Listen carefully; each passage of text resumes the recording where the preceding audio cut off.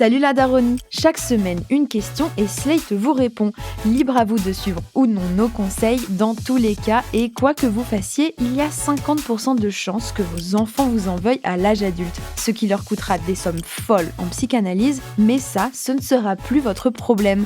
D'ici là, on va tenter de vous accompagner dans votre job de parent. Salut Victor, quelle est la question du jour ? Alors cette semaine, c'est une maman qui s'inquiète des changements d'humeur intempestifs de son fils. Il pique de plus en plus de colère et devient petit à petit lunatique. Problème, cette maman ne supporte pas la colère masculine. Pourquoi ça ? Alors pour comprendre, il faut remonter à son enfance. Elle nous dit avoir grandi dans une famille aux valeurs traditionnelles où les hommes sont les chefs tandis que les femmes doivent être calmes et dociles. Et même si elle fait tout pour ne pas reproduire ce schéma, ses enfants y sont quand même exposés quand ils voient leurs grands-parents. Leur grand-père pique souvent des colères, face à quoi leur grand-mère intervient pour le calmer, et comme le petit garçon adore son grand-père, il reproduit de plus en plus les mêmes mécanismes. Comment réagit-elle cette maman face à ça ? Elle explique être une féministe convaincue depuis la vingtaine, elle se retrouve donc dans une sorte de spirale malgré elle. Elle veut des relations apaisées avec son fils, mais la colère de ce dernier la pousse à bout. Elle se sent impuissante face à les situations et ne sait donc pas quoi faire. Pourtant, la situation qu'elle a vécue enfant et celle dans laquelle grandit son fils sont bien différentes. Alors la bonne nouvelle, c'est que cette maman ne veut pas reproduire le schéma familial. Mais il y a aussi une mauvaise nouvelle, selon la journaliste Émilie Gould de Slate.com.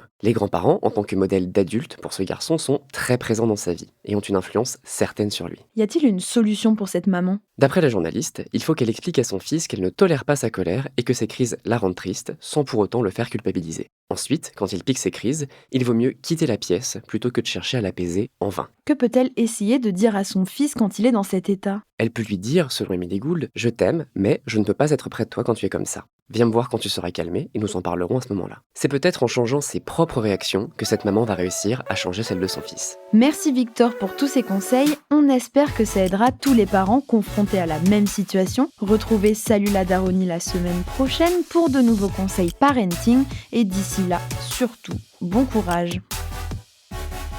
Concept, Christophe Caron. Format, Benjamin Septem-Ours. Traduction, Clara Frances. Adaptation, Mona Delahaye et Benjamin Septem-Ours. Présentation, Mona Delahaye et Victor Benhamou. Prise de son, Benjamin Septem-Ours. Montage et réalisation, Mona Delahaye.